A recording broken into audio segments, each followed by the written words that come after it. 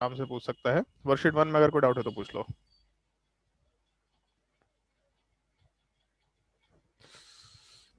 बोलो, वर्कशीट 1 में अगर कोई डाउट है तो।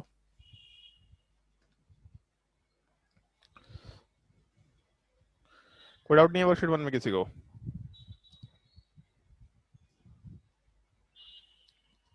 अभिषेक? सर हम तो कंफ्यूज हो गए, आप कौन सा टू बोल रहे हैं कौन सा वन बोल अरे रहे वर्कशीट 1 ये है, यहाँ लिखा हुआ ना वर्कशीट 1।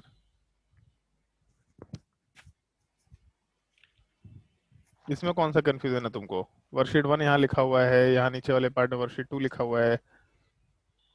गजब नालायक है तुम। वर्कशीट 1 बनाया है ना जी। वर्कशीट 1 में 3 क्वेश्चन होमवर्क दिए थे, ये तो बनाना चाहिए, है कि नहीं? हैं। 5 क्वेश्चन दिए थे ना। वर्कशीट 1 में 5 तीन क्वेश्चन दिए दिए थे नहीं है, सर। 3 इसमें था, बाकी वर्कशीट 2 में था। अच्छा 8 9 12 2 का था, अच्छा। हाँ। हाँ, वन का भी बना दिए हम। तो 1 का 1 2 3 बनाया कि नहीं बनाया, पहले ये बता। बनाए हैं सर। कोई डाउट? नहीं। गौरव? नहीं सर, इसमें नहीं।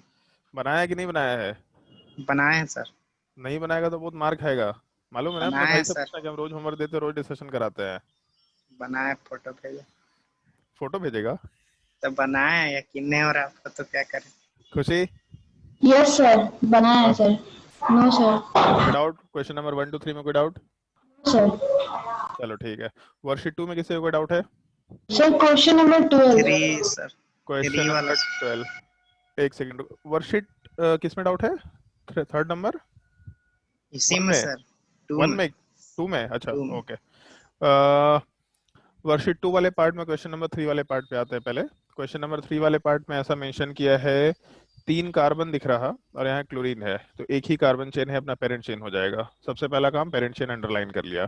पेरेंट चेन वाले पार्ट को अंडरलाइन करने के बाद हम लोग नेक्स्ट काम क्या करते हैं, तो नेक्स्ट काम हम लोग नंबरिंग करते हैं। कैसे नंबरिंग करेंगे? तो नंबरिंग वाले पार्ट में पहले हम लोग डबल बॉन्ड को लोएस्ट नंबर देने की कोशिश करेंगे, क्योंकि एक ही डबल बॉन्ड है। तो यहाँ वाले पार्ट में पोजीशन में 1 नंबर, फिर 2 नंबर, 3 नंबर बोल सकते हैं। इसका मतलब थर्ड नंबर पे क्लोरो है और एक ही सब्स्टिट्यूएंट है, तो सीधा लिख दिया 3 का कार्बन चेन, इसका मतलब प्रॉप। और उसके 1 पोजीशन वाले पार्ट पे हम लोगों का अल्कीन वाला पार्ट है, तो 3 क्लोरो प्रॉप 1 इन वर्ड मेंशन कर सकते हैं हम लोग आराम से, प्रॉप 1 इन, ये नाम होना चाहिए। और कोई डाउट?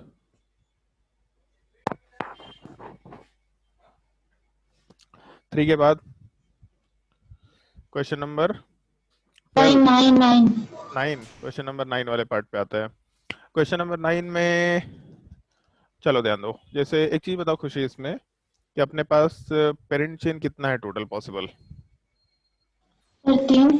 3 पेरेंट चेन, ठीक है। ये पेरेंट चेन नंबर 1 हो गया, यहाँ पे पेरेंट चेन नंबर 2 दिख रहा है, और यहाँ वाले पार्ट में पेरेंट चेन नंबर 3 दिख रहा है। तो इन सब में अपना पेरेंट चेन कौन सा है, मतलब इन तीनों में कौन सा अपना मेन चेन बनेगा, पेरेंट चेन कौन सा बनेगा? 1 2 सर 3 में 3। थर्ड क्यों? थर्ड क्यों बनेगा? ट्रिपल बॉन्ड भी है, डबल बॉन्ड भी है। ट्रिपल बॉन्ड डबल बॉन्ड मत बोला करना, ठीक है। हमेशा हम लोग पहले क्या देखते हैं, अनसैचुरेशन। तो हम लोगों के चेन नंबर 1 में 2 अनसैचुरेशन है, चेन नंबर 2 में भी 2 अनसैचुरेशन है, चेन नंबर 3 में भी 2 अनसैचुरेशन है। तो सब में अनसैचुरेशन सेम है। अगर अनसैचुरेशन सेम है तो क्या करते हैं हम लोग, तो फिर हम लोग नंबर ऑफ कार्बन। कार्बन पे जाते नंबर हैं। Of carbon. Number of carbon पे, तो चेन नंबर 1 में टोटल 4 और 2 6 कार्बन मिल रहा, चेन नंबर 2 में 4 और 2 6 कार्बन मिल रहा, और चेन नंबर 3 में 3 3 6 और 1 7 कार्बन मिल रहा। मतलब चेन नंबर 3 में टोटल 7 कार्बन है। लॉन्गेस्ट कार्बन चेन है with maximum number of unsaturation, तो इसलिए हम लोग चेन नंबर 3 को अपना पेरेंट चेन आराम से कंसिडर कर सकते हैं। सबसे पहले तो ये हो गया। अब इसके बाद पेरेंट चेन से जो भी ग्रुप अटैच्ड होता है वो अपना सब्स्टिट्यूएंट बन जाता है। इसका मतलब ये ग्रुप अपना सब्स्टिट्यूएंट है, ऐसा हम लोग आराम से बोल सकते हैं।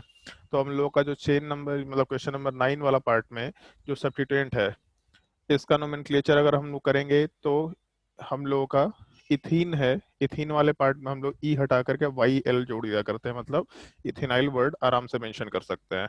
तो हम लोग के 9 नंबर वाले पार्ट में, अपना पेरेंट चेन वाले पार्ट में इथेनाइल वर्ड मेंशन करके आराम से नोमेनक्लेचर कर सकते हैं, पहला चीज।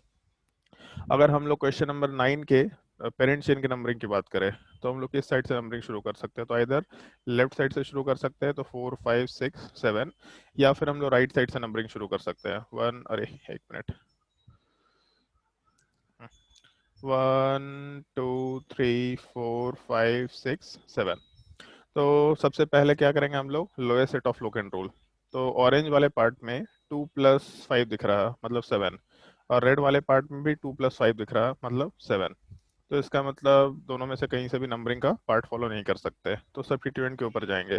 सब्स्टिट्यूएंट वाला पार्ट हम लोगों के 4th नंबर पे दोनों तरफ से दिख रहा है, इसका मतलब पोजीशन ऑफ सब्स्टिट्यूएंट से भी डिसाइड नहीं कर सकते। तो इसके बाद हम लोग क्या करेंगे, तो अल्फाबेटिकल ऑर्डर पे जाएंगे। और अल्फाबेटिकल ऑर्डर में पहले अनसैचुरेशन को अगर देखें तो यहाँ वाले पार्ट में इन दिख रहा है और यहाँ वाले पार्ट में आइन दिख रहा है।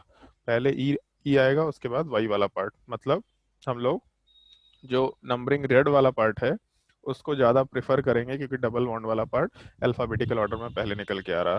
तो सेकंड पोजीशन पे इन है, फिफ्थ पोजीशन पे आइन है। तो नोमेनक्लेचर में 7 के कार्बन चेन के लिए हम लोग का वर्ड रूट हो गया हेप्ट, और हेप्ट वाले पार्ट के सेकंड पोजीशन पे इन है तो 2 इन, और उसके अलावा फिफ्थ पोजीशन पे अल्काइन है तो 5 आइन मेंशन कर सकते हैं। और इसके फोर्थ पोजीशन पे हम लोग का ये ग्रुप है तो 4 पे इथिनाइल वर्ड मेंशन कर सकते हैं। 4 इथिनाइल, हेप्ट, 2 इन, 5 आइन, ये नोमेनक्लेचर हो जाएगा। समझ आया खुशी? Yes, sir. और कोई डाउट? No, sir.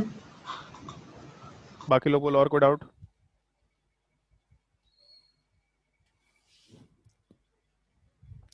जल्दी बताओ और कोई डाउट।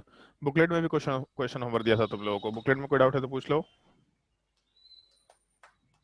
D3 सर बुकलेट में। बुकलेट में D3, 1 मिनट। हाँ, बुकलेट वाले पार्ट में क्वेश्चन नंबर D3 में डाउट है जी।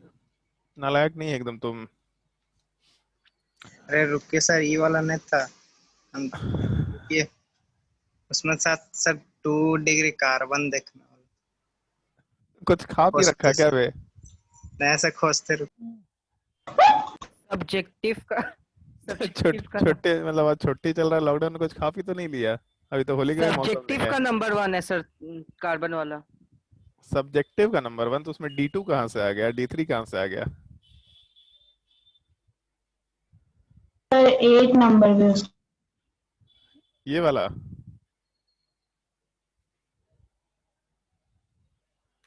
ये वाले क्वेश्चन की बात कर रहे हैं क्या, 8 नंबर? नो सर, वो 1 नंबर का शायद बात कर रहा था। अच्छा, ढूंढने दो, उसी को ढूंढने दो।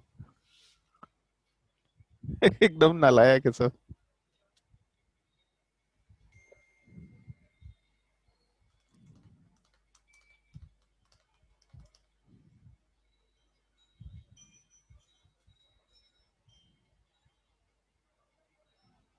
बताओ भी जल्दी, और कोई डाउट? बुकलेट में कोई डाउट किसी को? A4 था सर, A4। A4? हाँ, इतना इसमें हम घटिया गिन रहे सर, क्वेश्चन है। मेरा 3 आ रहा है आंसर में 6। इसमें तुम गिन रहा है, तुम्हारा 3 आ रहा है, क्या 3 आ रहा है? ये 2 डिग्री हाइड्रोजन। A4 में 2 डिग्री हाइड्रोजन। 2 डिग्री हाइड्रोजन का मतलब बता पहले। 2 कार्बन से जुड़ा 2 कार्बन से जुड़ा हुआ है हाइड्रोजन, 2 कार्बन से कब जुड़ जाएगा? H2 sir, H2 H2? मतलब CH2 सर। CH2? अरे ऐसे नहीं बोला जाता है भाई। H2CH2 क्या डेफिनेशन लिखवाएं डिग्री ऑफ कार्बन का और डिग्री ऑफ हाइड्रोजन का? पढ़ो एक बार डिग्री ऑफ हाइड्रोजन का डेफिनेशन फटाफट कॉपी में। जब क्वेश्चन नहीं बनते तो कॉपी पलट के देखा करना है एटलीस्ट, कम से कम। क्वेश्चन ऐसा थोड़े ना कि अंतर्यामी है, तुम बिल्कुल पढ़ लिया और एकदम सब दिमाग में आ जाएगा। ढूंढना पड़ता है कहाँ पे दिमाग में है वो चीज।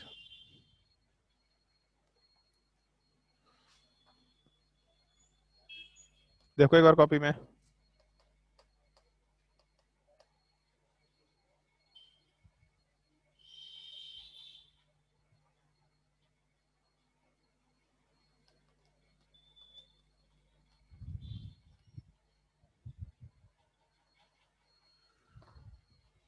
सर लिखा हुआ it is equal to the degree of carbon to which HOH और hydrogen is attached with. Attached with hydrogen का डिग्री हम लोग हाइड्रोजन जिस कार्बन से अटैच्ड है उस कार्बन की डिग्री से रिलेट करते हैं। मतलब जिस कार्बन को हम लोग यूज कर रहे हैं उस कार्बन का हाइड्रोजन उसी कार्बन की डिग्री के जैसा डिफाइन होगा। अगर 2 डिग्री कार्बन से हाइड्रोजन अटैच्ड है तो हाइड्रोजन को हम लोग 2 डिग्री हाइड्रोजन बोलेंगे। अगर 1 डिग्री कार्बन से हाइड्रोजन अटैच्ड है तो हम लोग हाइड्रोजन को 1 डिग्री हाइड्रोजन बोलेंगे। तो उस पूरे स्ट्रक्चर में हम लोग का 2 डिग्री वाला कार्बन कितना दिख रहा है?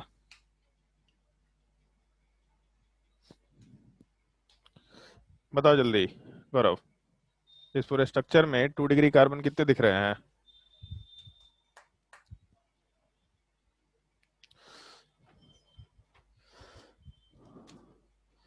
डिग्री ऑफ कार्बन का मतलब भी ऊपर पढ़ लो एक बार, अगर वो भी 3 भूल तो गए दिख तो। रहा है। 3 तो दिख रहा है, यही 3 दिख रहा है कि कोई और दिख रहा है? यही 3 दिख रहा है। यही 3 दिख रहा है। तो इसमें कितने हाइड्रोजन है? इस वाले कार्बन पे कितने हाइड्रोजन है? 2 2। तो यहाँ 2 हाइड्रोजन, तो यहाँ कितना होगा? 2 2। यहाँ कितना होगा? 2। कितना हो गया टोटल? 2 + 2 + 2। ऐसे जोड़ना पड़ता है सर। और कैसे करना पड़ता है? इसमें क्या पूछा है सवाल में यहाँ पे? In the above sir common इसीलिए टोटल। मेरा 3 आ रहा था सर। अबे नालायक, यहाँ सवाल में टोटल नंबर पूछा है। टोटल नंबर का हिंदी क्या होता है? ट्रांसलेशन करके बता तू आज तुम्हारा इंग्लिश सुधरवाते हैं। वैसे तुम केंद्रीय विद्यालय से, तुम्हारा इंग्लिश हम माफ कर देंगे, हम भी केंद्रीय विद्यालय से, तुमको पता पूरा है इंग्लिश खराब संख्या हो जाता सर। है। पूरा संख्या? तो पूरा संख्या का मतलब पूरा ना काउंट करेंगे उसमें, ये खाली कार्बन काउंट करेंगे, गधा। आप समझ गए सर, अब नहीं होगा गलती। और कोई डाउट किसी को पूछो, जल्दी बोलो, बुकलेट में और कोई डाउट?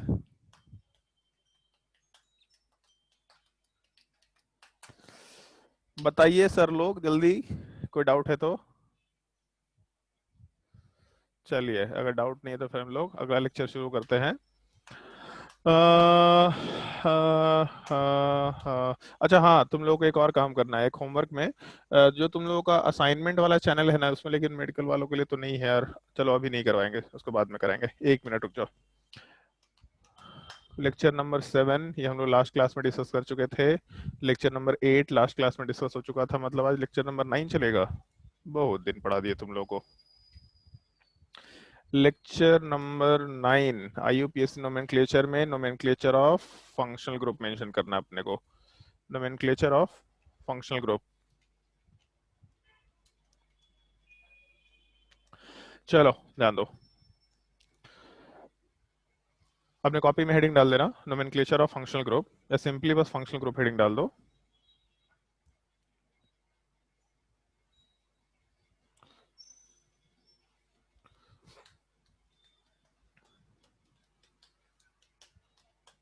चलो ध्यान दो, सबसे पहला चीज तो ये कि 10th क्लास में हम लोग पढ़े थे कि फंक्शनल ग्रुप क्या होता है। ऑल्दो इस चीज को हम लोग आगे भी देखेंगे, जब हम लोग आइसोमरिज्म डिस्कस करेंगे तो फिर से फंक्शनल ग्रुप आएगा।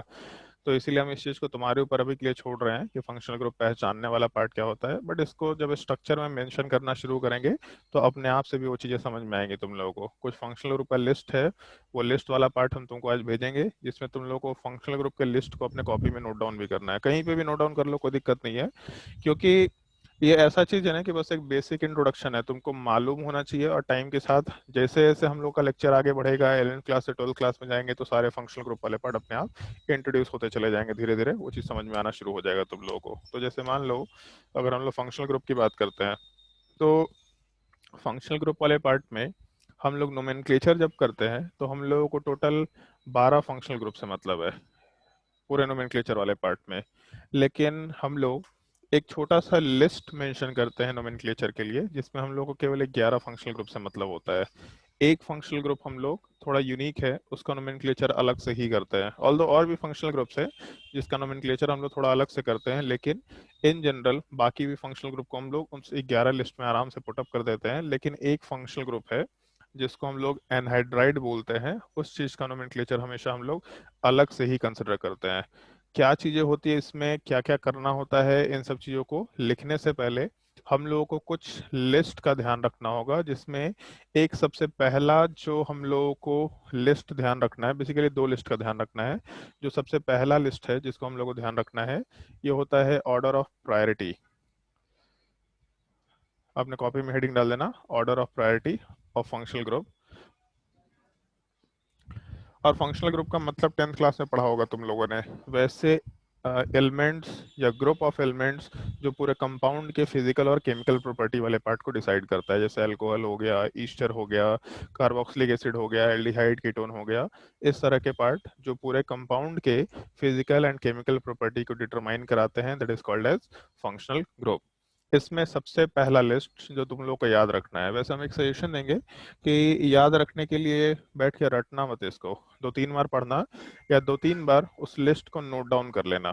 मतलब उस लिस्ट को लिख लिया करना, और जब उस लिस्ट को 2 बार 3 बार लिखेंगे तो उसके बाद अपने आप से ध्यान में आएगा। और उसके अलावा जब भी क्वेश्चन सॉल्व करना तो सीधा वो लिस्ट देखना और क्वेश्चन में उसको यूज करने की कोशिश करना, तो आराम से ये लिस्ट वाला पार्ट याद हो जाएगा। धीरे धीरे करके याद होगा, तो ऐसा ध्यान रखना।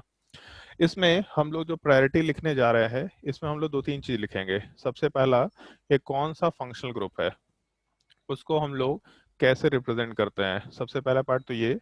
दूसरा, जैसे एक जब हम लोग नोमेनक्लेचर शुरू किए थे तो नोमेनक्लेचर वाले पार्ट में जैसे मान लो ऐसा लिखे थे ब्यूटेन 1 ऑल, तो नोमेनक्लेचर में जो अल्कोहल था उस अल्कोहल वाले पार्ट को हम लोग ऑल से रिप्रेजेंट कर रहे थे, जिसका नाम हम लोग सबसे पीछे लिख रहे थे।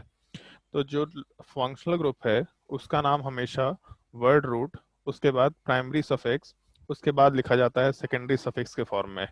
तो हम लोग का जो फंक्शनल ग्रुप है उस फंक्शनल ग्रुप का नोमेनक्लेचर लिखते वक्त हम लोग क्या सेकेंडरी सफिक्स मेंशन कर सकते हैं, इस एक चीज को भी हम लोग यहाँ पे मेंशन करेंगे। तो यहाँ पे सेकेंडरी सफिक्स और फंक्शनल ग्रुप नेम, इस टाइप से हम लोग एक यहाँ पे और लिस्ट बनाएंगे जो हर एक फंक्शनल ग्रुप में ऐड करते चले जाएंगे। और उसके अलावा कभी कभी हो सकता है कि हम लोग का फंक्शनल ग्रुप एक फंक्शनल ग्रुप के जैसा बिहेव ना करे नोमेनक्लेचर के हिसाब से। ऑल्दो फंक्शनल ग्रुप हमेशा फंक्शनल ग्रुप वाला प्रॉपर्टी शो करेगा, लेकिन हो सकता है कि नोमेनक्लेचर में हम लोग का फंक्शनल ग्रुप वाला part as a substituent treat किया जाए। उसके रूल्स कुछ हैं, वो रूल्स हम लोग आगे मेंशन करेंगे। बट अगर हम लोगों का functional group as a substituent consider कर रहे हैं तो हम लोग सब्स्टिट्यूएंट के केस में या सब्स्टिट्यूएंट के सिनेरियो वाले पार्ट में उसका सफिक्स नेम यूज नहीं करेंगे, उसकी जगह पे हम लोग कुछ और नाम यूज करेंगे। और जब सब्स्टिट्यूएंट के नाम को रिप्रेजेंट करेंगे तो हमेशा उसको हम लोग आगे रखा करते हैं, और आगे वाले पार्ट में हम लोग वहाँ पे सेकेंडरी प्रीफिक्स के फॉर्मेट में इस चीज को लिखते हैं, या फिर इसी के नीचे लिख देते हैं सब्स्टिट्यूएंट नेम। तो अगर हम लोग का फंक्शनल ग्रुप वाला पार्ट फंक्शनल ग्रुप के जैसा रहा तो ठीक है, फंक्शनल ग्रुप नेम या सेकेंडरी सफिक्स यूज करो। अगर वो सब्स्टिट्यूएंट के जैसा रहा तो सेकेंडरी प्रीफिक्स बोला, नहीं तो फिर उसी चीज में हम लोग सब्स्टिट्यूएंट नेम भी मेंशन कर सकते हैं। जिसमें सबसे पहला पार्ट हम लोग को जो डिस्कस करना होता है ये होता है कार्बोक्सिलिक एसिड। मतलब अपने लिस्ट में सबसे पहला नाम कार्बोक्सिलिक एसिड है, तो ये लिस्ट के ऊपर वाले हेडिंग को डाल दो, उसके नीचे फिर हम लोग नाम लिखना शुरू करेंगे।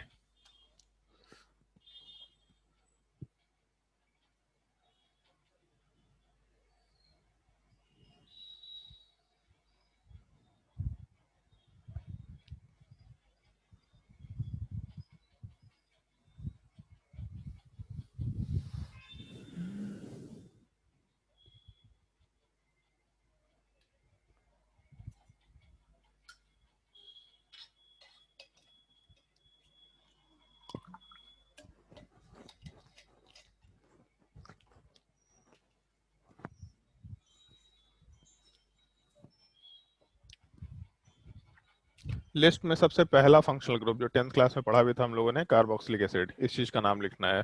और कार्बोक्सिलिक एसिड को सिंपली इस तरीके से समझना, जैसे अगर एक OH ग्रुप है तो OH का मतलब अल्कोहल होता है, लेकिन अगर यही OH ग्रुप वाला पार्ट डायरेक्टली एक कार्बन चेन से अटैच ना हो करके अगर ये किसी C डबल बॉन्ड O से अटैच्ड है, ये चीज, ये वर्ड थोड़ा ध्यान रखना, C डबल बॉन्ड O, इस चीज को इन जनरल कार्बोनिल ग्रुप बोला जाता है। मतलब पूरा ये C डबल बॉन्ड O को कार्बोनिल ग्रुप बोला जाता है। और ये जो कार्बन होता है इस चीज को हम लोग कार्बोनिल कार्बन बोलते हैं। ये वर्ड थोड़ा ध्यान रखना, बार बार ये चीज हम लोग रिपीट करेंगे। तो अगर हम लोगों के अल्कोहल वाले पार्ट का OH ग्रुप सीधा कार्बन से अटैच ना हो करके, मतलब सीधा नॉर्मल कार्बन चेन से अटैच ना हो करके अगर एक कार्बोनिल कार्बन से अटैच्ड है, इस चीज को हम लोग कार्बोक्सिलिक एसिड आराम से बोल सकते हैं। और जब हम लोग का कार्बोक्सिलिक एसिड वाला पार्ट होता है तब उस केस में हम लोग इसका जो सफिक्स यूज करते हैं, सबसे लास्ट में जो हम लोग इसका फंक्शनल ग्रुप नेम वाला पार्ट यूज करते हैं, उस चीज को हम लोग ओइक एसिड बोलते हैं। ओइक एसिड मतलब यहाँ वाले पार्ट में हम लोग जैसे 10th क्लास में सुना था इथेनोइक एसिड, ब्यूटेनोइक एसिड, तो ओइक एसिड वर्ड हम लोग आराम से लगा सकते हैं जब हम लोग सफिक्स नेम वाले पार्ट को यूज करके चलेंगे। तो सबसे पहला चीज, लेकिन जब हम लोग इसको एज अ सब्स्टिट्यूएंट यूज करेंगे तो यहाँ वाले पार्ट में हम लोग वर्ड कार्बोक्सी यूज किया करते हैं। मतलब अगर हम लोग का यही carboxylic acid as a substituent है तो हम लोग ओइक एसिड वर्ड नहीं लगाएंगे, यहाँ पे कार्बोक्सी से इस चीज को रिप्रेजेंट करने की कोशिश करेंगे। अभी के लिए केवल नाम लिखना है, उसका मतलब क्या है कार्बोक्सी का नोमेनक्लेचर में हम लोग डिस्कस करेंगे आराम से। नोट करते जाओ।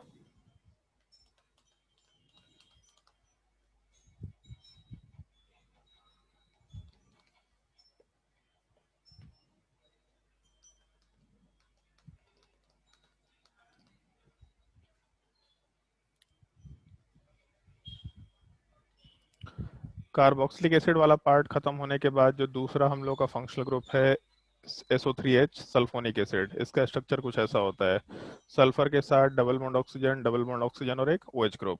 इस चीज को हम लोग सल्फोनिक एसिड बोलते हैं, जिसमें सल्फर वाला पार्ट एक कार्बन चेन से अटैच्ड होता है। जैसे कार्बोक्सिलिक एसिड में का ये COH ग्रुप एक कार्बन चेन से अटैच्ड होता है, वैसे ही सल्फोनिक एसिड में। तो जब भी एक कार्बन चेन से हम लोग का SO3H ग्रुप अटैच्ड होगा तो उसको हम लोग सल्फोनिक एसिड आराम से बोल सकते हैं। और इसके नोमेनक्लेचर में हम लोग वर्ड सल्फोनिक एसिड ही यूज किया करते हैं। मतलब इसका जो हम लोग का क्या बोलते हैं फंक्शनल ग्रुप का जैसा नोमेनक्लेचर है, ये सल्फोनिक एसिड ही होता है। और इसका हम लोग सब्स्टिट्यूएंट नेम सल्फो यूज किया करते हैं। तो अगर हम लोग इसके सब्स्टिट्यूएंट नेम की बात करें तो हम लोग आराम से टर्म सल्फो यूज करते हुए काम कर सकते हैं। नोट कर लो।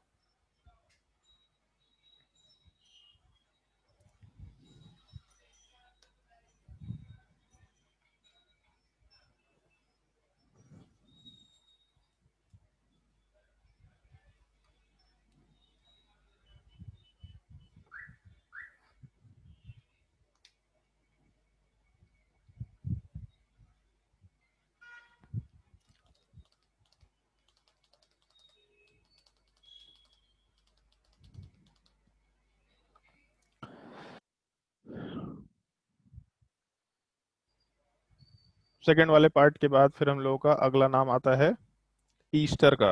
और ईस्टर वाले पार्ट को हम लोग नॉर्मली इस तरीके से यहाँ पे लिखते चले जाते हैं, ईस्टर। ईस्टर वाले पार्ट में हम लोग का जो कार्बन चेन है उसके साथ C डबल बॉन्ड O मतलब कार्बोनिल ग्रुप अटैच्ड होगा और एक OR ग्रुप अटैच्ड होगा। इस चीज को हम लोग ईस्टर बोलते हैं। जब भी कभी OR ग्रुप हम लोग के कार्बन डबल बॉन्ड ऑक्सीजन मतलब कार्बोनिल कार्बन से अटैच्ड है तो हम लोग वहाँ पे ईस्टर बोल सकते हैं। और क्योंकि दोनों कार्बन चेन को अलग दिखाना था तो इसलिए हम यहाँ पे R वाले पार्ट में एक डैश वाला पार्ट मेंशन करते हुए काम कर रहे हैं। मतलब R डैश से उस चीज को रिप्रेजेंट कर दिया। इस केस में हम लोग का जो नोमेनक्लेचर होता है वो थोड़ा यूनिक होता है। इसको हम लोग लिस्ट में अलग से भी पढ़ा करते हैं। मतलब इसके नोमेनक्लेचर को हम लोग अलग से बिल्कुल लास्ट में डिस्कस करेंगे फंक्शनल ग्रुप वाले पार्ट में। इसका नोमेनक्लेचर कुछ इस टाइप से होता है, अल्काइल एल्केनोएट।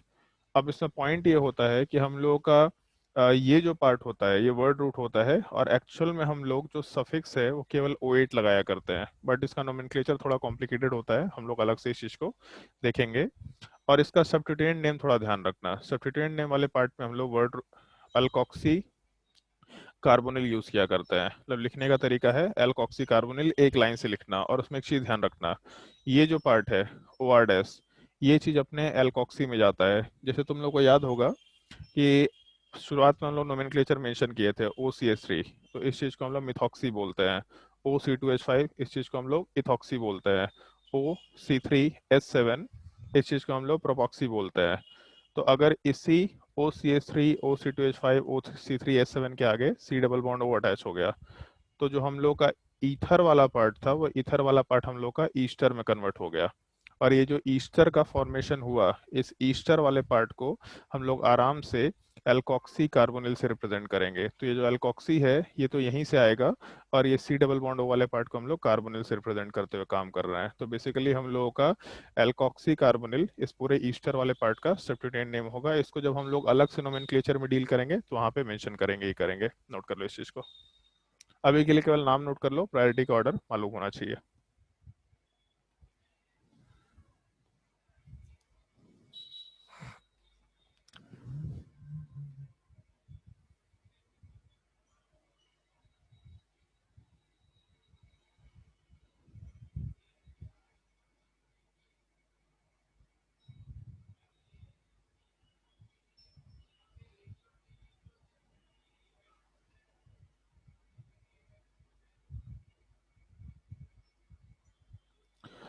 ऑर्गेनिक केमिस्ट्री वाले पार्ट में हमेशा हम लोग हेलोजन को X से रिप्रेजेंट किया करते हैं। अगर हम लोग हेलोजन को X से रिप्रेजेंट करते हैं तो इस केस में अगर अभी तक हम लोग के कार्बन चेन से X अटैच था तो अल्काइल हैलाइड वर्ड यूज कर रहे थे हम लोग और यह हेलोजन वाले पार्ट को बोल रहे थे।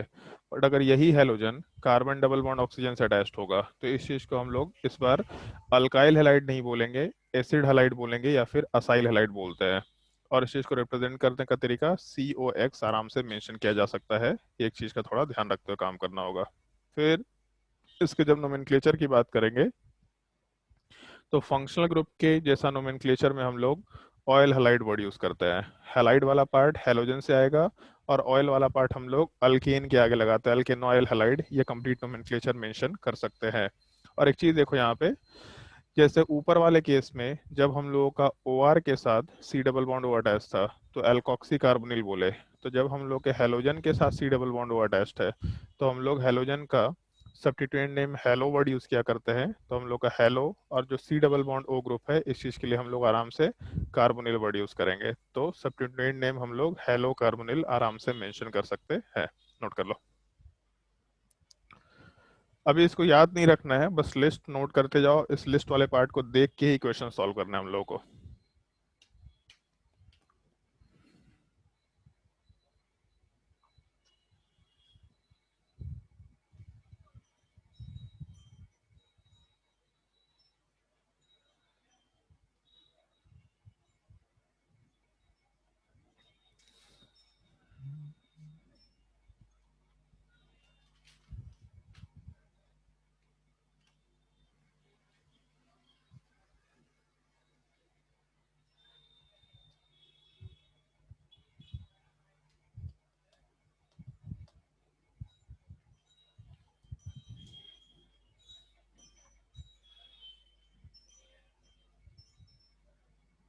इसके बाद जो अगला नोमेनक्लेचर अपने को डिस्कस करना है, इस चीज को हम लोग अमाइड बोला करते हैं।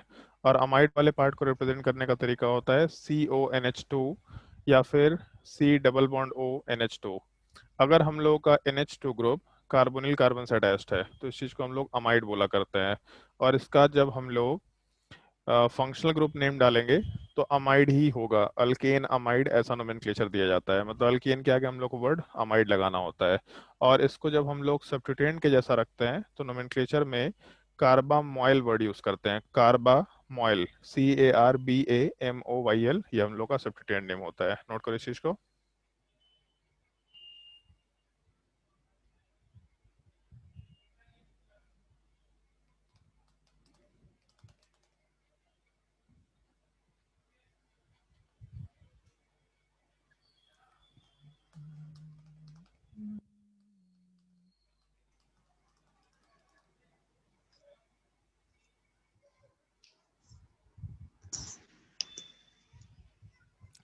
फिर उसके बाद 6 नंबर वाले पार्ट में हम लोग का नंबर आता है साइनाइड का।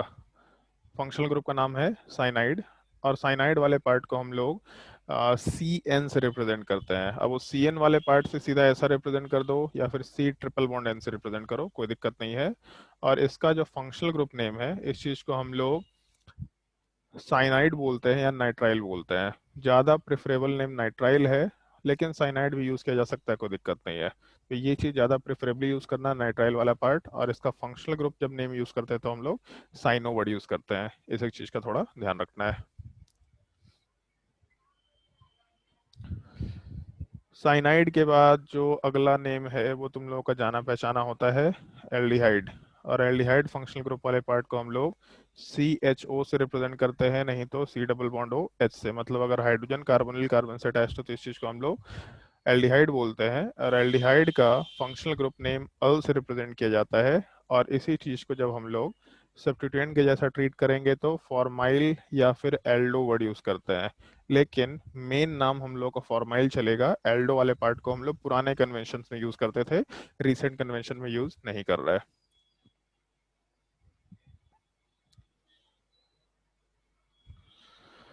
इस गाय का सारा फंक्शनल ग्रुप ऑलमोस्ट जाना पहचाना होता है। केवल एक पार्ट, सॉरी एक पार्ट नहीं, दो पार्ट थोड़ा नया आएगा।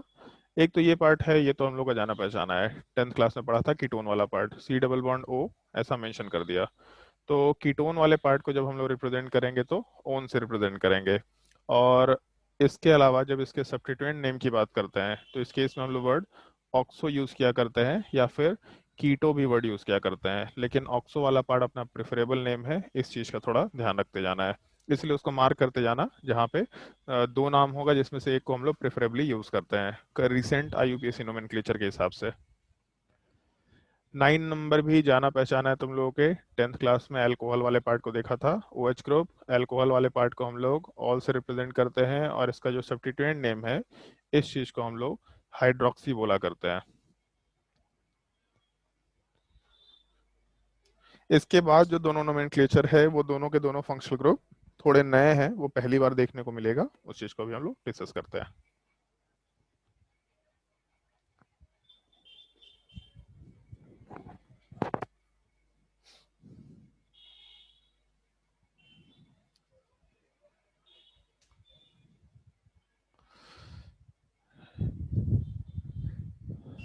थोड़ा ध्यान देना इधर, एक चीज का ध्यान देना, जैसे जब भी कभी ऑक्सीजन की जगह सल्फर होगा तो इन जनरल ये थायो वर्ड आ जाता है वहां पे। जब भी कभी ऑक्सीजन को हम लोग सल्फर से रिप्लेस करते हैं, तो जैसे यहाँ पे मान लो एसएच हो गया, तो इस केस में नोमेनक्लेचर वाले पार्ट पे हम लोग आराम से थायोल वर्ड यूज कर सकते हैं। जैसे अल्कोहल था तो वहाँ थायो अल्कोहल होना चाहिए, बट इन जनरल उसको थायोल बोल दिया जाता है। लेकिन इसमें एक और टर्म यूज किया जाता है, जैसे यहाँ पे हम लोग जो थायोल वर्ड यूज कर रहे हैं, थायोल के अलावा यहाँ पे हम लोग मरकैप्टन भी फंक्शनल ग्रुप को बोलते हैं। लिखने का तरीका होता है थायोल या फिर मरकैप्टन।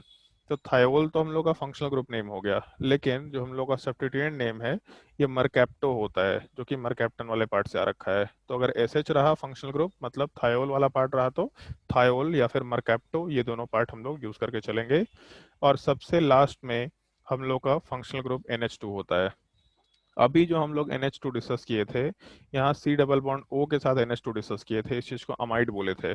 बट अगर हम लोगों का NH2 वाला पार्ट सीधा कार्बन चेन से अटैच्ड है, तो इस चीज को हम लोग अमाइड नहीं बोलते हैं, यहाँ पे हम लोग टर्म अमाइन यूज किया करते हैं। मतलब अगर nitrogen carbon double bond oxygen से अटैच्ड है, कार्बोनिल कार्बन से अटैच्ड है, तो इस पूरे पार्ट को हम लोग अमाइड बोला करेंगे।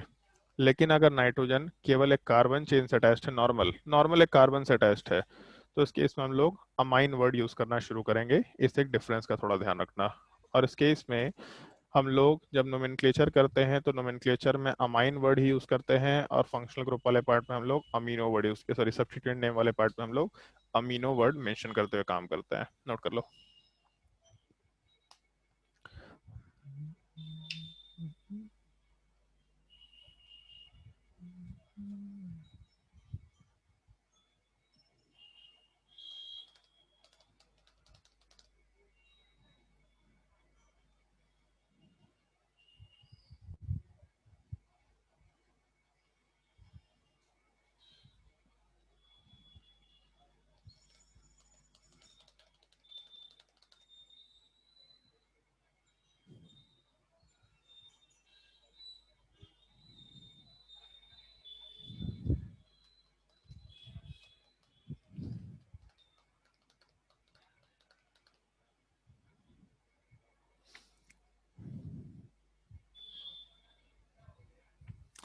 अगर फंक्शनल ग्रुप सब तक का पार्ट नोट कर लिया होगा, तो इस केस में फिर हम लोग फंक्शनल ग्रुप वाले पार्ट में एक और लिस्ट का थोड़ा ध्यान रखते हैं।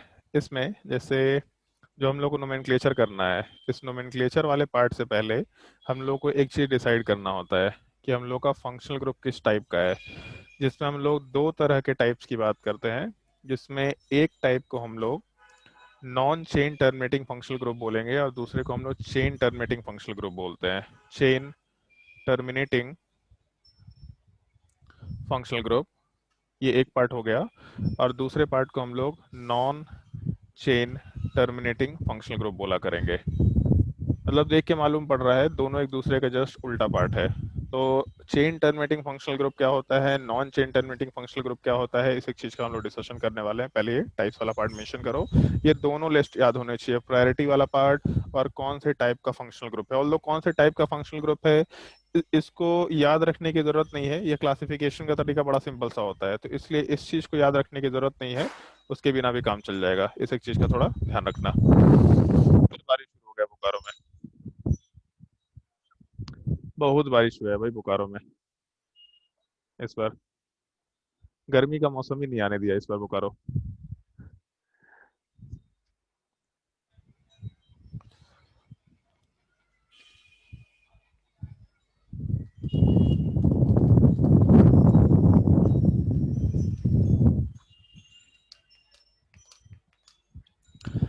चलो ध्यान दो, जैसे ये जो नाम है, ये नाम से बहुत सारी चीजें समझ में आ जाती हैं। चेन टर्मिनेटिंग फंक्शनल ग्रुप, वैसा फंक्शनल ग्रुप जो चेन को टर्मिनेट कर दे रहा हो या चेन को रोक दे रहा हो। जैसे मान लो ऐसा कार्बन चेन लिखते जा रहे हैं हम लोग, और कार्बन चेन में अगर मान लो हम लोग अल्कोहल लगा दें, तो अल्कोहल लगाने से भी हम लोग का कार्बन चेन रुकेगा नहीं, आगे आराम से बढ़ सकता है।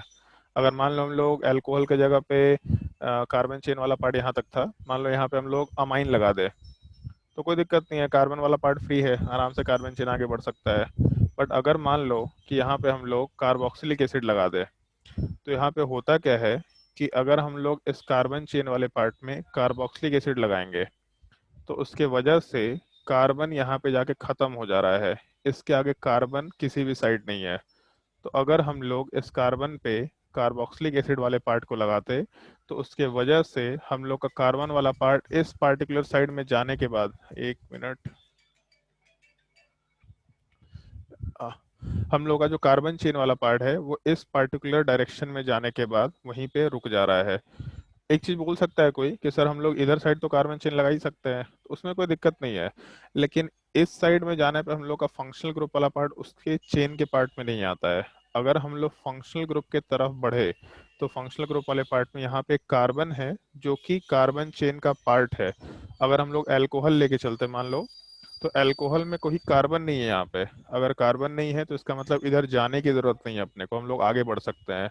लेकिन हम लोगों के कार्बोक्सिलिक एसिड वाले पार्ट में यहाँ पे कार्बन है, इसका मतलब जब कार्बन चेन सिलेक्ट कर रहे होंगे तो यहाँ से हम लोग जाते वक्त आगे जा सकते हैं, लेकिन जैसे ही आगे गए तो यहाँ पे जाने के बाद कार्बन चेन उसी फंक्शनल ग्रुप में जाकर के रुक जा रहा है, खत्म हो जा रहा है। इसका मतलब कार्बन चेन टर्मिनेट हो जा रहा है, इस चीज को हम लोग चेन टर्मिनेटिंग फंक्शनल ग्रुप बोल सकते हैं।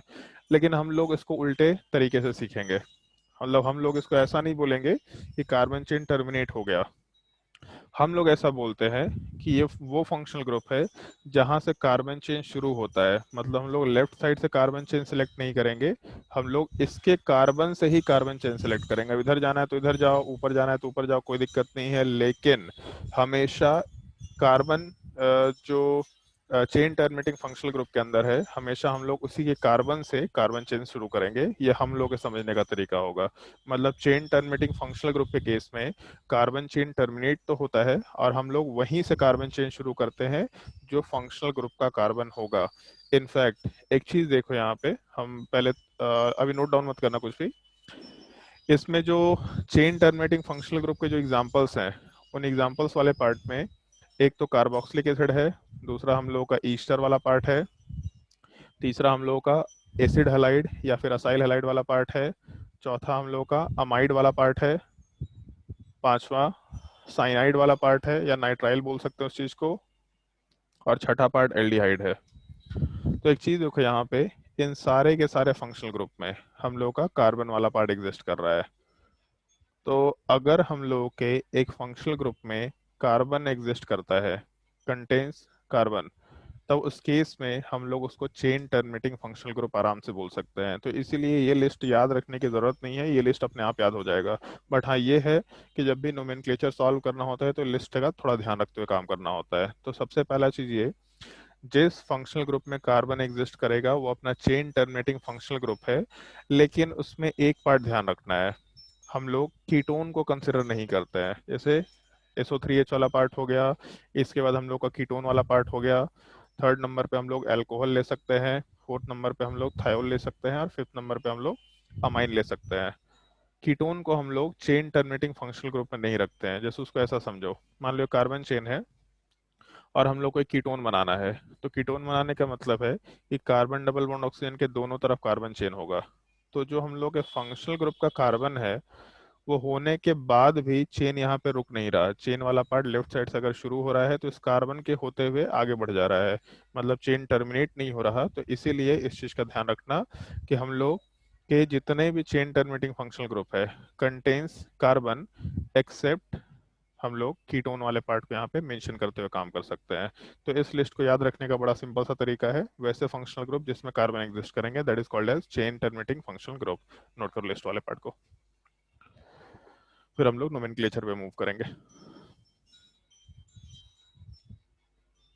और इस लिस्ट में अभी कोई डाउट मत पूछना, इस लिस्ट में कोई डाउट नहीं रखना है, मतलब इसको याद रखना है।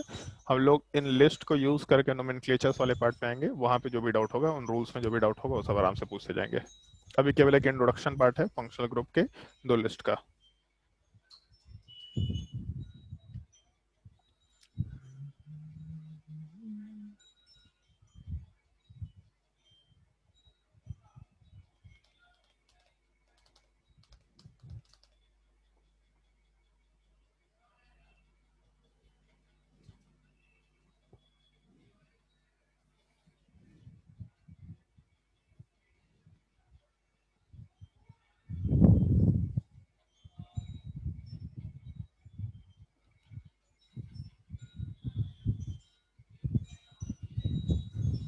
और जो फंक्शनल ग्रुप है उसको मैंने प्रायोरिटी में ही रख रखा है। Carboxylic acid COR COX CONH2 वो हम लोग का जो प्रायोरिटी 1 से लेकर 12 तक का पार्ट था उसी तरीके से प्रायोरिटी में रखा है, बस बीच में इसमें चेन टर्मिनेटिंग को हटाते चले गए। तो सबसे पहले SO3H को हटाया, बाकी सारा सीक्वेंस में है, फिर कीटोन वाले पार्ट को हटाया तो उसके आगे वैसे भी सेम सीक्वेंस है, मतलब केवल ये SO3H यहाँ पे होता है, बाकी सारा का सारा पार्ट यहाँ पे जैसे है वैसे ही सेम सीक्वेंस में है। फिर उसके बाद कीटोन वाले पार्ट के आगे सारा का सारा ग्रुप एग्जैक्टली सेम सीक्वेंस में है, केवल SO3H बीच से गायब हो गया।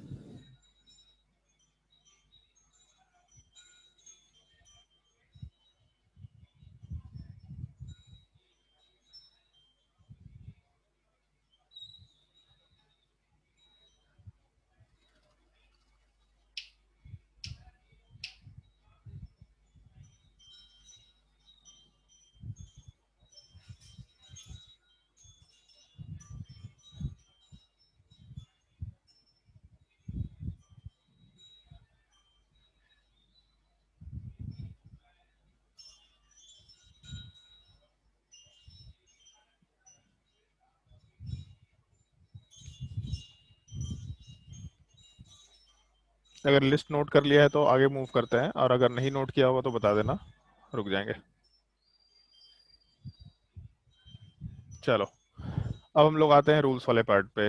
रूल्स वाले पार्ट में सबसे पहला चीज़ तो कुछ एक छोटा सा पॉइंट है जिसका हम लोग को ध्यान रखना होगा। उन पॉइंट्स में जैसे सबसे पहले हम लोग ये चीज़ कंसिडर करते हैं, गौरव अपना वीडियो ऑफ कर ले।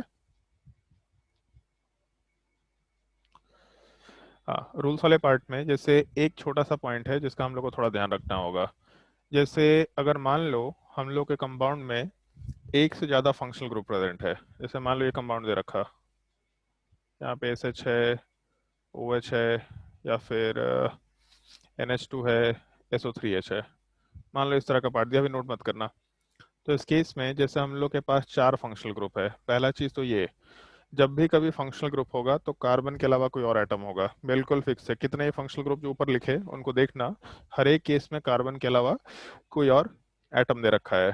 तो हम लोग का SH वाला पार्ट एक फंक्शनल ग्रुप है, NH2 वाला पार्ट फंक्शनल ग्रुप है, OH वाला पार्ट फंक्शनल ग्रुप है, SO3H फंक्शनल ग्रुप है। इधर सल्फोनिक एसिड है, यहाँ पे अल्कोहल है, यहाँ पे थायोल है और यहाँ पे अमाइन है। तो एक बार लिस्ट देखो जो 1 से लेके 11 तक का लिस्ट दिखाया है, उसमें सबसे टॉप प्रायोरिटी में कौन सा है, बस ये लिस्ट देख करके सोचो, केवल उस लिस्ट में नजर डालो एक बार। तो सबसे टॉप प्रायोरिटी पे तुम लोगों को SO3H दिखाई देगा, सेकंड प्रायोरिटी पे था। उसके अलावा फिर अल्कोहल वाला पार्ट जो है ये 9th नंबर पे था, थायोल वाला पार्ट 10th नंबर पे था, और अमाइन वाला पार्ट हम लोग के 12th नंबर पे था, सॉरी 11th नंबर पे था।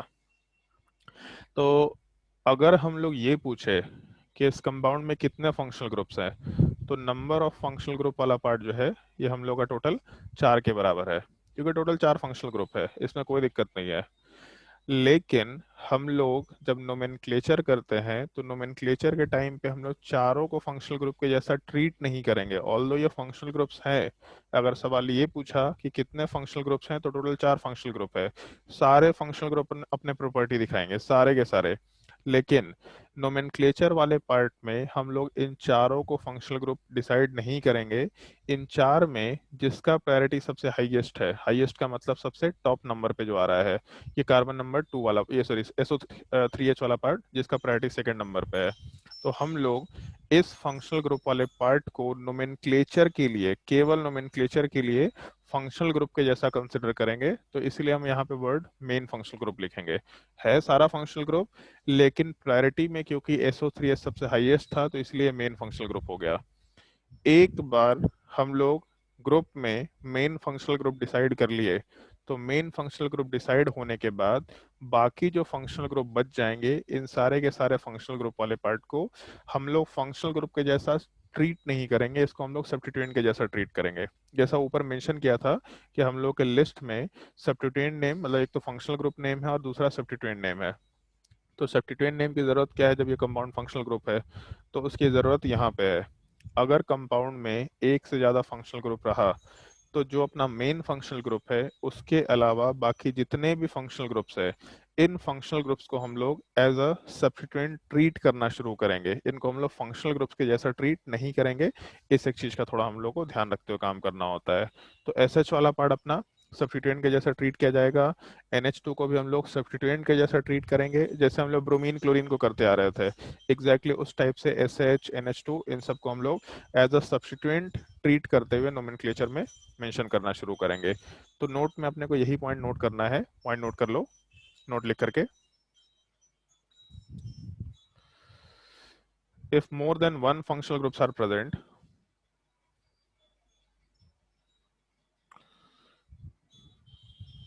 if more than one functional groups are present,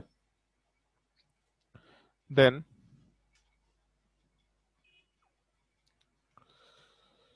the functional group with highest priority,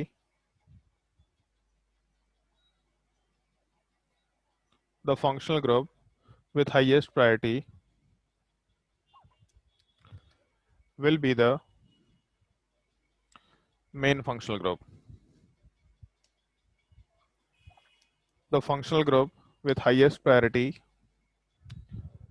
will be the main functional group.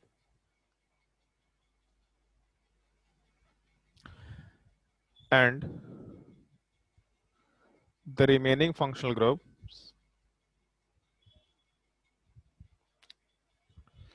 will be treated as substituent. Their, उसी के bracket में लिख लेना, their substituent name will be used. The remaining functional group will be treated as substituent. और वहां पे हम लोग उनके सब्स्टिट्यूएंट नेम को यूज करेंगे, जैसे OH के केस में हाइड्रोक्सी यूज करेंगे। इस तरीके से एक पार्ट का थोड़ा ध्यान रखना है। सर डाउट, बोलो।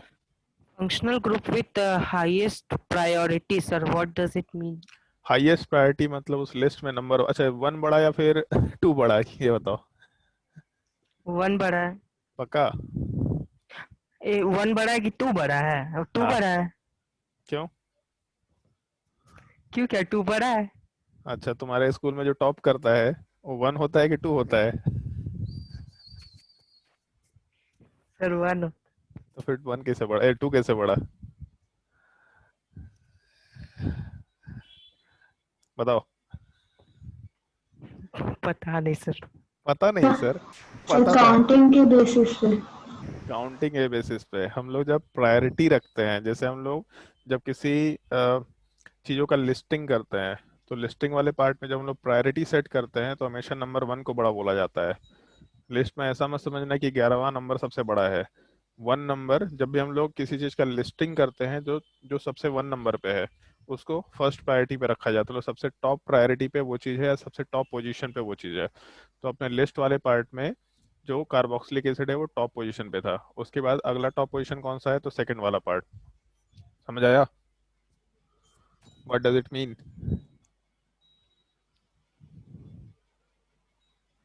बोलो भी अभिषेक। नहीं अभी भी नहीं समझ में आया? ओके। सर, वो उस एग्जांपल पर जाइए ना वापस। ये हाँ हाँ बोलो। सर, इसमें से बताइए। ओके, जैसे इसमें 4 फंक्शनल ग्रुप है, ये समझ में आ गया था? यस। तो 4 फंक्शनल ग्रुप में SO3H का प्रायोरिटी कौन सा है? अपने कॉपी में देख के बताओ। SOTH का प्रायोरिटी कौन से 1। नंबर पे डाले हैं? SO3H को 1 नंबर पे डाले हैं।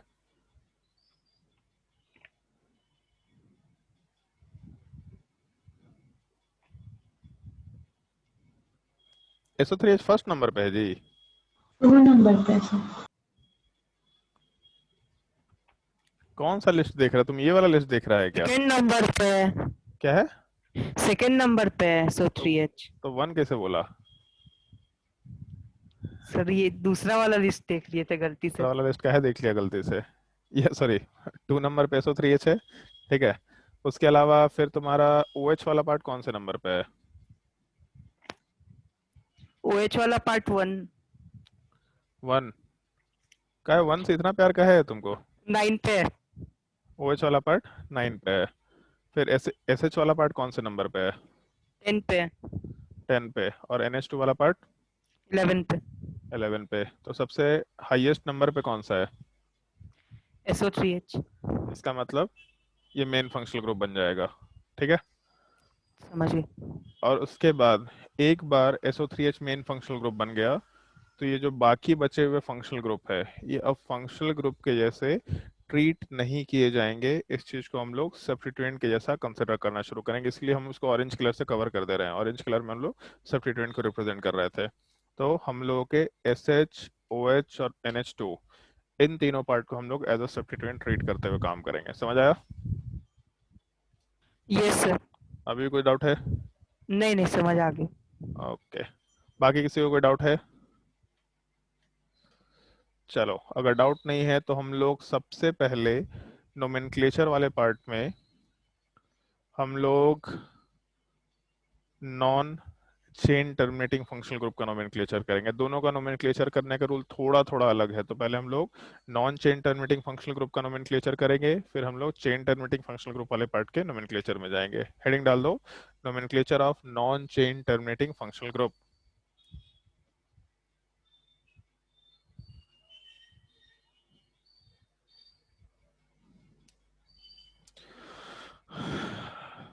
ये तो हम लोग नोमेनक्लेचर में बहुत बार डिस्कस कर चुके हैं कि सबसे पहला काम क्या होता है, सिलेक्शन ऑफ पेरेंट चेन।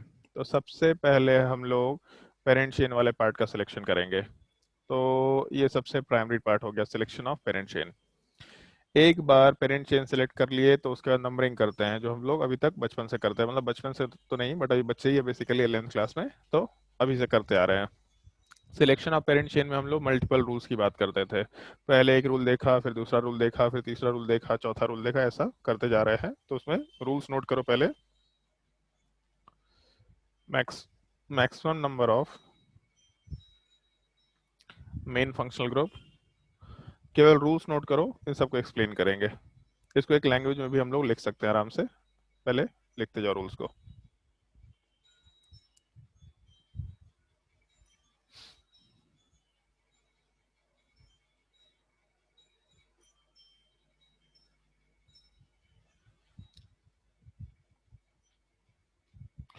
पहले वाले पार्ट में maximum number of main functional group, दूसरे वाले पार्ट में मैक्सिमम नंबर ऑफ अनसैचुरेशन, तीसरे नंबर वाले पार्ट में maximum number of carbons,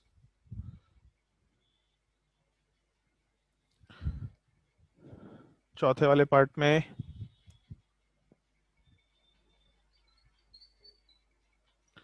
maximum number of substituents. उसके बाद जो तुम लोगों को मेंशन किया था अल्फाबेटिकल ऑर्डर वाला पार्ट और ये सब, उन सब चीज़ों को ही फॉलो करते हैं। उन सब चीज़ों की जरूरत यहाँ पे नहीं पड़ेगी। मोस्टली इन 4 पार्ट से हम लोग का क्वेश्चन सॉल्व हो जाएगा पेरेंट चेन के सिलेक्शन के लिए। तो ये चीज ध्यान दे रहे होंगे कि सबसे पहले अल्केन का नोमेनक्लेचर किए थे, तो अल्केन के नोमेनक्लेचर में ये 2 पार्ट आया था। फिर हम लोग अनसैचुरेशन का नोमेनक्लेचर किए थे, तो उसमें ये 3 पार्ट आया था। और अभी फंक्शनल ग्रुप में वो 3 तो है ही, बट उसके अलावा एक एक्स्ट्रा रूल एड अप हो गया है। तो अब कुछ नया नहीं है, उन्हीं चीज़ों का रिपीटिशन चलेगा, थोड़े थोड़े मॉडिफिकेशन के साथ। थोड़ा बहुत मॉडिफिकेशन होता चला जाएगा, बाकी रूल्स बहुत ही सिंपल से हैं, यूज टू हो गए होंगे अभी तक हम लोग। और इसमें एक स्टेटमेंट नोट कर लेना, ये स्टेटमेंट थोड़ा ध्यान रखते हुए काम करना है। Select the longest carbon chain with maximum number of main functional groups directly attached to it,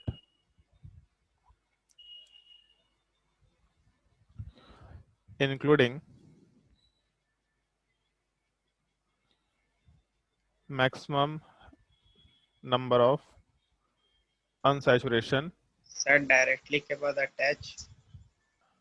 oh sorry, अरे इतना प्रिंटिंग मिस्टेक चलता है। हम अपना कंफर्म कर रहे हैं। अच्छा, directly attached to it, including maximum number of unsaturation in it। Select the longest carbon chain, या select the longest, अच्छा यहाँ chain भी छूट गया है। ओहो हो। Select the longest carbon chain with maximum number of main functional group directly attached to it, including maximum number of unsaturation in it.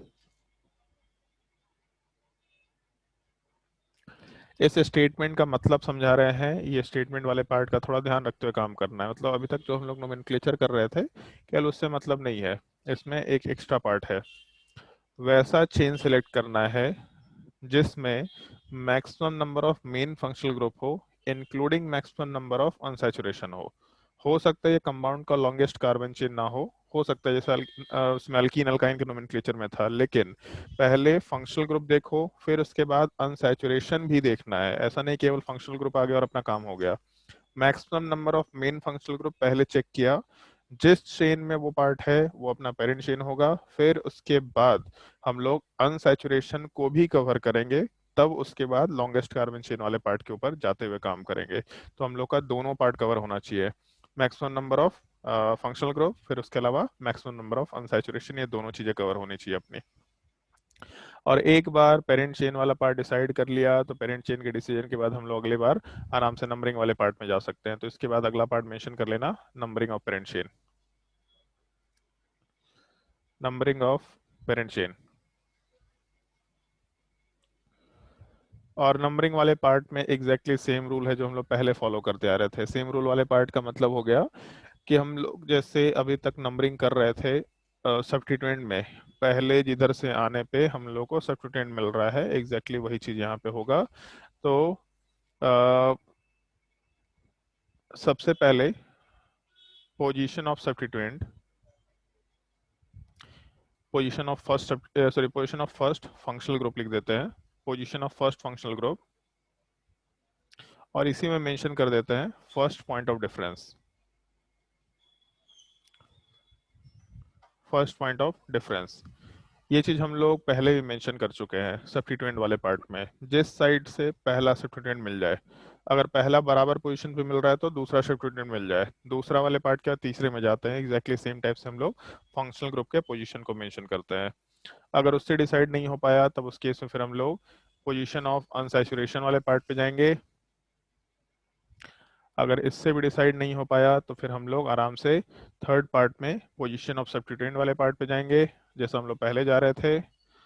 अगर इससे भी डिसाइड नहीं हो पाया तो फिर हम लोग आराम से अल्फाबेटिकल ऑर्डर पे जाएंगे। नोट कर लो।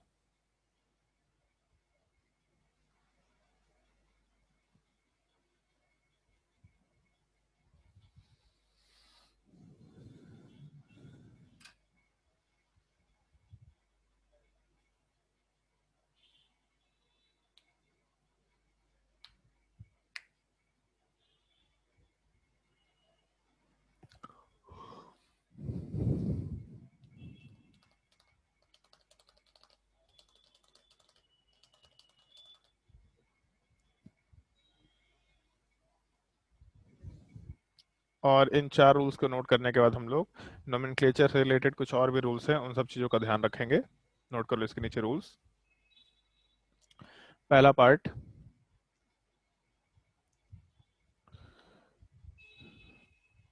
Name of the main functional group is written as a secondary suffix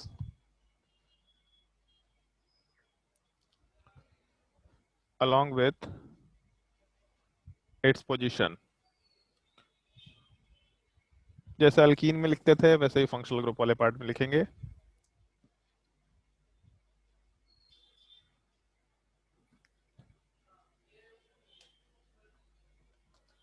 और ये तो हम लोग पहले ही मेंशन कर चुके हैं कि मेन फंक्शनल ग्रुप के अलावा बाकी जितने भी फंक्शनल ग्रुप्स होंगे ये सारे के सारे पार्ट को हम लोग सब्स्टिट्यूएंट ट्रीट करते हैं। इसका मतलब उन सबको हम लोग सब्स्टिट्यूएंट के जैसा आगे लिखा करेंगे नोमेनक्लेचर में। पहले कुछ सिंपल नोमेनक्लेचर्स की बात करते हैं, इसके बाद थोड़े कॉम्प्लिकेटेड एग्जाम्पल्स भी हम लोग डिस्कस करना शुरू करेंगे। क्वेश्चन नोट कर लो। Write the nomenclature, write the IUPAC name,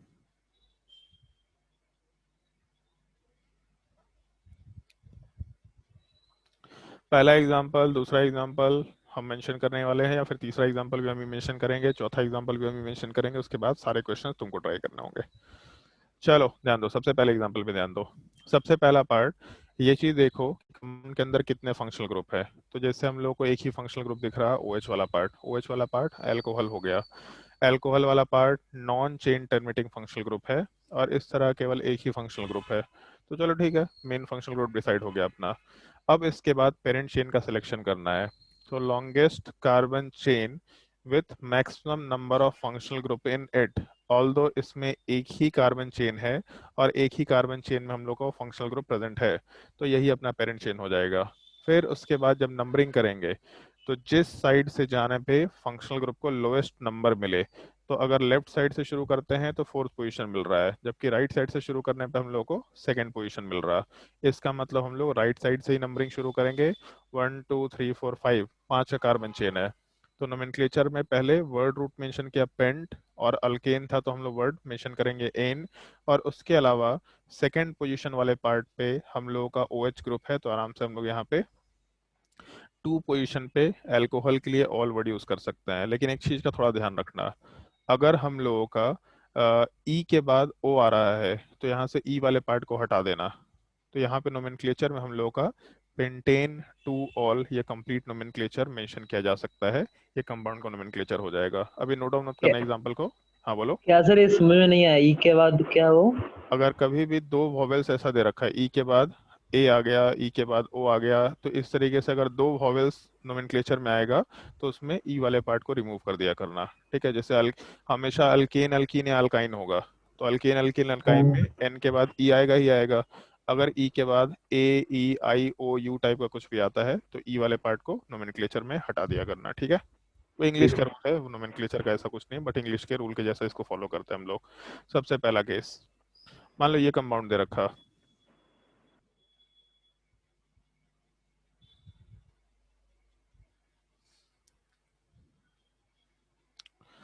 तो इस केस में सबसे पहला काम पेरेंट चेन डिसाइड करना है। तो कैसे डिसाइड करेंगे कुछ नोट मत करना तुम लोग, ठीक है। पेरेंट चेन डिसाइड करना है, तो पहले तो एक ये चेन पॉसिबल हो सकता है, दूसरा एक ये चेन पॉसिबल हो सकता है, ब्लू वाला पार्ट, और तीसरा ये चेन मेंशन कर देता है।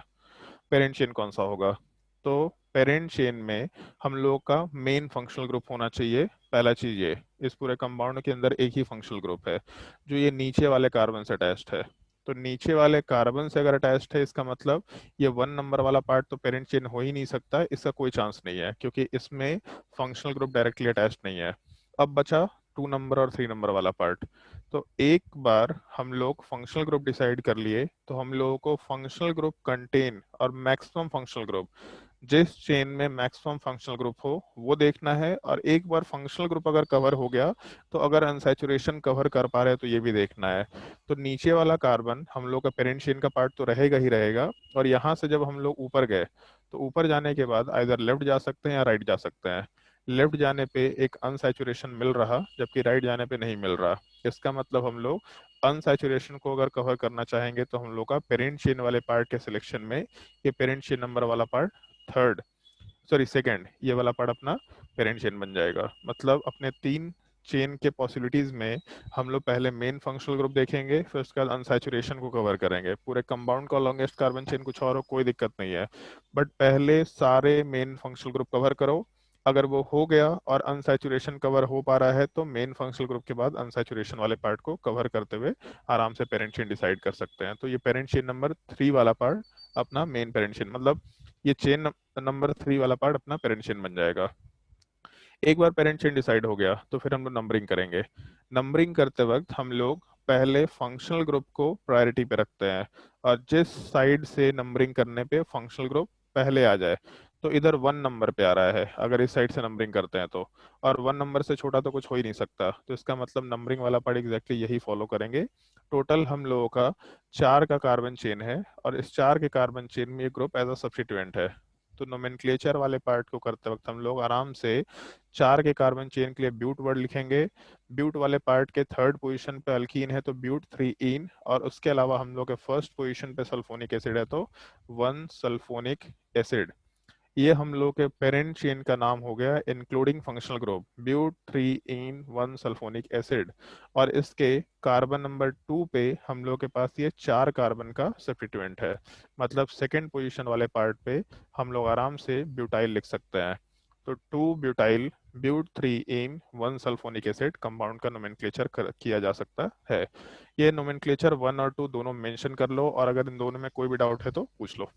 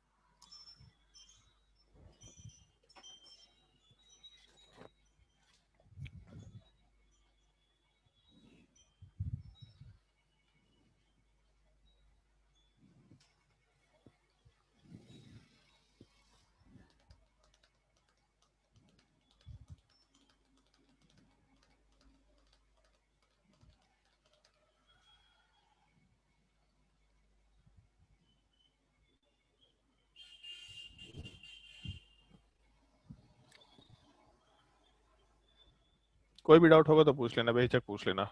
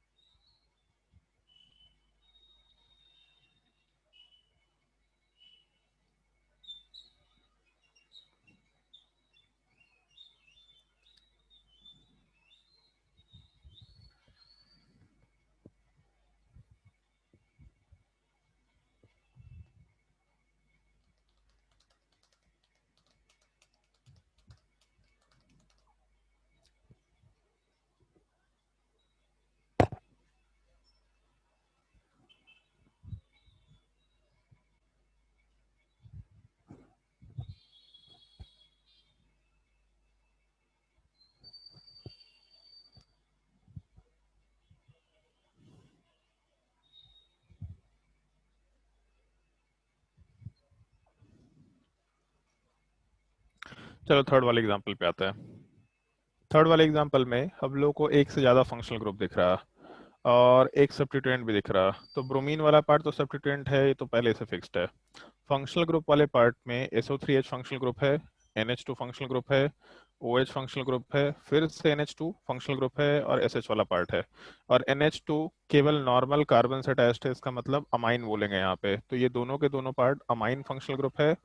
OH वाला पार्ट अल्कोहल बचपन से सुन रहे हैं, SH वाला पार्ट थायोल है और SO3H वाला पार्ट हम लोग आराम से सल्फोनिक एसिड मेंशन कर सकते हैं। तो अगर अपने पास 4 डिफरेंट टाइप के फंक्शनल ग्रुप्स हैं तो प्रायोरिटी वाले पार्ट को यूज करना पड़ेगा। इन प्रायोरिटी वाले पार्ट में OH वाला पार्ट सेकंड प्रायोरिटी पे आता है। अभी जस्ट ऊपर डिस्कस किया था इन चारों फंक्शनल ग्रुप को। इसका मतलब हम लोग इस SO3H वाले पार्ट को मेन फंक्शनल ग्रुप कंसिडर करेंगे। और एक बार SO3H मेन फंक्शनल ग्रुप हो गया तो ये OH वाला पार्ट, ये नीचे के दोनों NH2 वाले पार्ट्स और ये SH वाला पार्ट, ये तीनों के तीनों फंक्शनल ग्रुप्स को हम लोग अब फंक्शनल ग्रुप नहीं मानेंगे, सब्स्टिट्यूएंट मानेंगे, इसलिए उसको ऑरेंज कलर के बॉक्स में डाल दिया। तो मेन फंक्शनल ग्रुप डिसाइड होते ही बाकी जितने भी फंक्शनल ग्रुप्स है वो सारे के सारे पार्ट सब्स्टिट्यूएंट हो जाएंगे, ऐसा बोल सकते हैं। अब इसके बाद एक ही पेरेंट चेन डिसाइड दिख रहा है अपने को, एक ही कार्बन चेन दिख रहा है, तो यही अपना पेरेंट चेन होना चाहिए। और पेरेंट चेन में सल्फोनिक एसिड वाला पार्ट डायरेक्टली अटैच्ड भी है तो कोई दिक्कत नहीं है। तो पेरेंट चेन डिसाइड हो गया, सारे के सारे सब्स्टिट्यूएंट डिसाइड हो गए। अब नंबरिंग करना है। तो नंबरिंग वाले पार्ट में मेन फंक्शनल ग्रुप को हम लोग लोएस्ट नंबर देने की कोशिश करते हैं। तो लेफ्ट साइड से जाने पे सेकंड नंबर मिलता है, राइट साइड से देख के मालूम पड़ रहा है कि बहुत ज्यादा नंबर मिलता है। इसका मतलब यही नंबरिंग होगा 1 2 3 4 5 6 7 8 9। टोटल 9 का कार्बन चेन है। 9 के कार्बन चेन के लिए हम लोग नॉन वर्ड यूज करेंगे। नॉन वाले पार्ट के 8 पोजीशन पे अल्कीन है तो नॉन 8 इन, और उसके अलावा सेकेंड पोजीशन वाले पार्ट पे सल्फोनिक एसिड है तो 2 सल्फोनिक एसिड। ये हम लोग का पेरेंट चेन का नाम हो गया इंक्लूडिंग फंक्शनल ग्रुप, नॉन 8 इन 2 सल्फोनिक एसिड। इसके बाद अगर सब्स्टिट्यूएंट का नोमेनक्लेचर करना शुरू करें तो फोर्थ पोजीशन पे OH ग्रुप है। अपने कॉपी को पलट के देखो कि OH का सब्स्टिट्यूएंट नेम क्या है, फटाफट कॉपी पलट के देखो। हाइड्रोक्सी हाँ, नहीं, OH वाले पार्ट में सब्स्टिट्यूएंट नेम हम लोग हाइड्रोक्सी यूज किया करते हैं। SH वाले पार्ट का सब्स्टिट्यूएंट नेम क्या है? तो SH वाले या पार्ट हम लोग मरकैप्टो वर्ड नहीं, यूज करते हैं, मर है। ठीक है। उसके अलावा 7th नंबर पे ब्रोमीन है तो हमें काम करते हैं, यहाँ पे पहले ब्रोमीन लिख देते हैं। तो 7th पोजीशन पे हम लोग ब्रोमो मेंशन किए हैं, और 3rd पोजीशन और 5th पोजीशन पे 2 अमाइन है। तो जब एक अमाइन होता तो अमीनो वर्ड यूज करते, बट अगर 2 अमाइन है तो 3,5 डाई अमीनो वर्ड मेंशन कर सकते हैं हम लोग। तो नोमेनक्लेचर में 4th पे हाइड्रोक्सी, 6th पे मरकैप्टो, 7 पे ब्रोमो, 3,5 पे डाई अमीनो, क्योंकि ये सारे के सारे फंक्शनल ग्रुप सब फंक्शनल ग्रुप के जैसे कंसिडर किए ही नहीं जा रहे हैं, ये सब्स्टिट्यूएंट के जैसे ट्रीट किए जा रहे हैं। तो इनका नोमेनक्लेचर भी हम लोग सबसे आगे लिखेंगे एज अ सब्स्टिट्यूएंट। और इसके बाद अल्फाबेटिकल ऑर्डर में अरेंज करेंगे तो पहले H, फिर M, नीचे ब्रोमीन वाले पार्ट का B, और डाई अमीनो हम लोग डाई ट्राई टेट्रा को सिंपल सब्स्टिट्यूएंट के लिए यूज नहीं करते हैं, मतलब अमीनो का A आएगा अल्फाबेटिकल ऑर्डर में। तो पहले A आ गया, उसके बाद हम लोग का ब्रोमो का B आ गया, उसके बाद हम लोग का हाइड्रोक्सी वाले पार्ट का H आ गया, और फिर मरकैप्टो वाले पार्ट का M आ गया। तो नोमेनक्लेचर में 3,5 di amino, 7 bromo, 4 hydroxy, 6 mercapto, non 8 इन 2 सल्फोनिक एसिड कंप्लीट कंपाउंड का नोमेनक्लेचर कंसिडर किया जा सकता है। अगर किसी को कोई डाउट है तो बताओ, और डाउट नहीं है तो नोमेनक्लेचर नोट कर लो। खुद सर से मेरा हाँ सर बोलो। मेरा डिस्कनेक्ट हो गया था, फिर से बताइए ना। अच्छा, कहाँ से डिस्कनेक्ट हुआ था, कहाँ से पार्ट से? सर OH तक थे, मेन सिलेक्शन तक थे, उसके बाद नहीं थे। तो उसके बाद जैसे सब्स्टिट्यूएंट डिसाइड हो गया थे, पता चल गया था। Yes sir. चलो ठीक है, तो एक चीज देखो, जैसे पेरेंट चेन सिलेक्ट कर लिया और पेरेंट चेन का नंबरिंग करना है अपने को, ठीक है। तो जब नंबरिंग करेंगे तो नंबरिंग में हम लोग मेन फंक्शनल ग्रुप को लोएस्ट नंबर देते हैं। लोएस्ट नंबर देने का मतलब ये SO3 है जिस कार्बन से अटैच्ड है वो लोएस्ट नंबर पे होना चाहिए। तो लेफ्ट साइड से जाने पे सेकंड नंबर मिल रहा है, और राइट साइड से दिख रहा है कि बहुत सारा कार्बन है, इसका मतलब नंबरिंग वाला पार्ट लेफ्ट साइड से ही शुरू करेंगे। तो 1 2 3 4 5 6 7 8 9 ऐसा नंबरिंग कर सकते हैं। तो 9 का कार्बन चेन है, मतलब पेरेंट चेन नोमेनक्लेचर में 9 के लिए वर्ड रूट नॉन। 8 पोजीशन पे अल्कीन है तो 8 इन, सेकेंड पोजीशन पे सल्फोनिक एसिड है तो 2 सल्फोनिक एसिड। ये अपने कंपाउंड का नोमेनक्लेचर में पेरेंट चेन का नोमेनक्लेचर इंक्लूडिंग फंक्शनल ग्रुप कर सकते हैं। ये समझ आया खुशी? फिर यस सर। उसके बाद हम लोग अब इन सब्स्टिट्यूएंट का नोमेनक्लेचर करते हैं। तो 7th पोजीशन पे ब्रोमीन है तो 7 ब्रोमो हो गया, और उसके अलावा OH को अब हम लोग सब्स्टिट्यूएंट ले रहे हैं तो इसका सब्स्टिट्यूएंट नेम चाहिए। तो अपने कॉपी में देख सकते हैं OH का सब्स्टिट्यूएंट नेम हाइड्रोक्सी होता है। तो 4th पोजीशन पे OH मतलब 4 पे हाइड्रोक्सी। SH का सब्स्टिट्यूएंट नेम मरकैप्टो है तो 6 पोजीशन पे SH मतलब 6 मरकैप्टो। 3rd पोजीशन और 5th पोजीशन पे अमीन है मतलब NH2 अमाइन है, तो यहाँ पे 3,5 डाई अमीनो वर्ड यूज कर रहे हैं। और अल्फाबेटिकल ऑर्डर में हाइड्रोक्सी का H, मरकैप्टो का M, ब्रोमो का B, और डाई अमीनो में डाई ट्राई टेट्रा को अल्फाबेटिकल ऑर्डर में नहीं लेते हैं हम लोग, इसका मतलब अमीनो का A अल्फाबेटिकल ऑर्डर में आएगा। तो पहले A आ गया, फिर उसके बाद हम लोग का ब्रोमो आ गया, फिर उसके बाद हाइड्रोक्सी आ गया, और फिर मरकैप्टो आ गया। समझ आया? Yes sir. ओके, छाप लो इसको।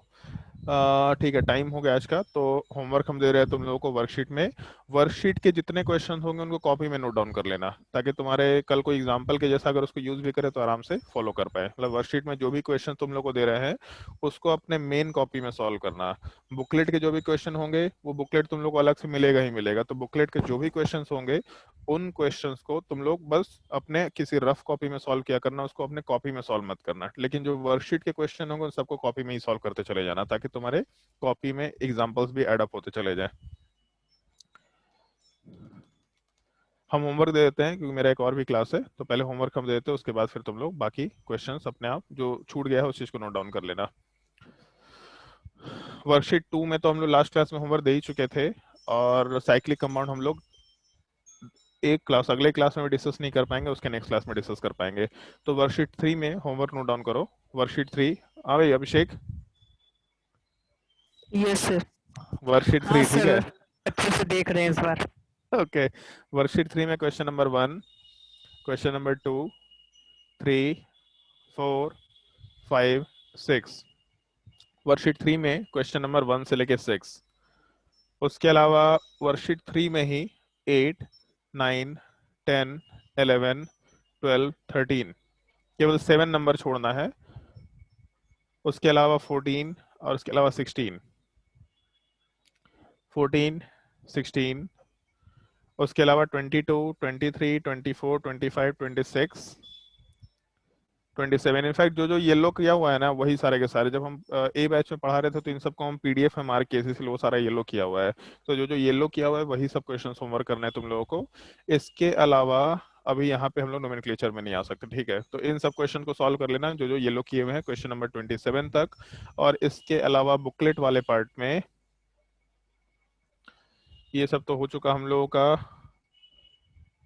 ये ट्राई करके देखना क्वेश्चन नंबर B4, बुकलेट के क्वेश्चन नंबर में B4 ट्राई करके देखना इस चीज को। उसके अलावा क्वेश्चन नंबर F1,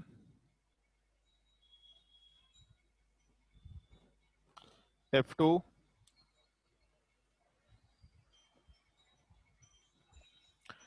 F4, ठीक है? यही 3 क्वेश्चंस ट्राई करना, F1, F2 एंड F4। बाकी क्वेश्चंस हम लोग नेक्स्ट क्लास में जब पढ़ेंगे तब उसके बाद सॉल्व कर पाएंगे। नेक्स्ट क्लास में हम लोग चेन टर्मिनेटिंग फंक्शनल ग्रुप का नोमेनक्लेचर शुरू करेंगे। Carboxylic acid, acyl halide, cyanide, CHO और इन सब चारों का फंक्शनल ग्रुप हम लोग नेक्स्ट क्लास में डिस्कस करेंगे। और ये चीज जैसे ही कवर होगा तो हम लोग ये सब एनहाइड्राइड, ईस्टर और अमाइड इन तीनों का नोमेनक्लेचर उसके बाद डिस्कस करना शुरू करेंगे। नेक्स्ट क्लास में कंटिन्यू करते हैं, और जिसको भी कुछ भी डाउट होगा आराम से नेक्स्ट क्लास में पूछ सकता है। चलो आज के लिए इतना ही।